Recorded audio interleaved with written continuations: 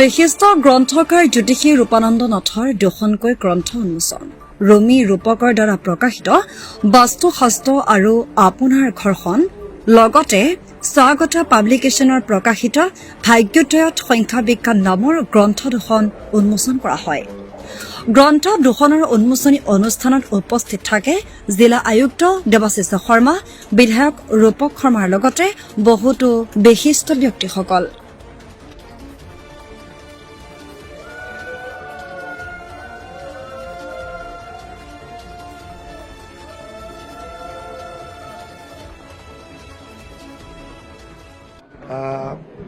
লেখক জ্যোতিষী ৰূপাংকৰ নাথ ডাঙৰীয়াৰ দুখন অতি মূল্যৱান গ্ৰন্থ, যি দুখন গ্ৰন্থ সাধাৰণতে ৰাইজে খুব এটা কৌতূহল থাকে।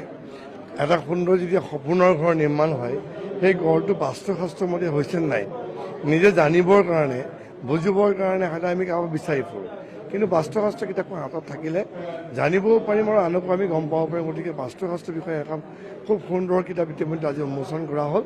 বাস্তুশাস্ত্ৰ আপোনাৰ সপোনৰ ঘৰখন, আৰু লগতে আৰু এখন কিতাপ ভাগ্যোদয়ত সংখ্যা জ্ঞান।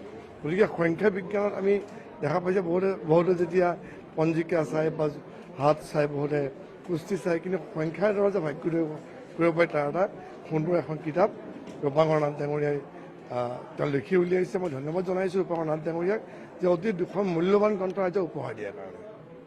আজি মোৰ দুখন কিতাপ উন্মোচন কৰা হৈছে। কিতাপ দুখনৰ নাম হ'ল এখন ভাগ্যোদয়ত সংখ্যা বিজ্ঞান আৰু বাস্তুশাস্ত্ৰৰ আপোনাৰ সপোনৰ ঘৰখন। সংখ্যা বিজ্ঞানখন চাওক, সংখ্যা বিজ্ঞানখন এনেকুৱা এটা বিজ্ঞান যিটো বিজ্ঞানৰ থ্ৰুৱেদি আপুনি গম পাব যে আপোনাৰ জীৱনটো কোনটো ডেটত জন্ম হৈ আপোনাৰ জীৱনটো কোনফালে গতি কৰিব, আপুনি কি কাম কৰিলে চবতছে ছাকচেছ হ'ব। সংখ্যা বিজ্ঞানে আপোনাৰ ছাকচেছটোৱে আপোনাক প্ৰতিনিধিত্ব কৰে।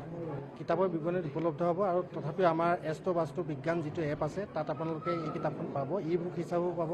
আৰু পাঠকে এই কিতাপখন পঢ়ি নিজৰ সপোনৰ ঘৰখন লগতে সংখ্যা বিজ্ঞানে আপোনাৰ ডেট অফ বাৰ্থে আপোনাৰ জীৱনটো কি হ'ব গৈ আছে সেই গোটেই কথাখিনি ইয়াৰ পৰা উপলব্ধি কৰিব পাৰিব।